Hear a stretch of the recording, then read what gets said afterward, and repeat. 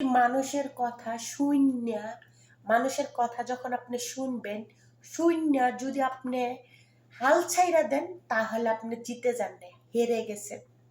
আর আপনার সবসময় চিন্তা ভাবনা থাকবে একটা, মানুষ আমাকে নিয়ে যাই আলোচনা করুক, সমালোচনা করুক, আমার দেখার বিষয় না। আমার দেখার বিষয় একটা, যে আমি কিভাবে উপরের দিকে উঠবো, আর কিভাবে আমি পেটটা ভরে ভাত খেতে পারবো, কিভাবে আমি মানুষের সাথে চলতে পারবো। আপনার মন খারাপ, আপনি এতিমের কাছে যান, আত্মীয় স্বজনের কাছে না যাইয়া, ঠিক আছে?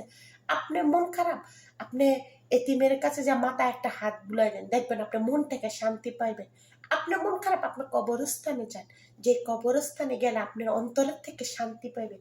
আর আপনার কাছ থেকে আপনি কঠোর থাকেন, দেখবেন আপনার জীবনের সুখগুলা, যেহেতু আপনাকে আল্লাহ দুনিয়াতে পাঠাইছে, তাহলে আল্লাহ যদি আপনাকে, শুধু খালি চেষ্টা করবেন মানুষের হক নষ্ট করার জন্য না, তাহলে আপনি জীবনে জিততে পারবেন ইনশাআল্লাহ।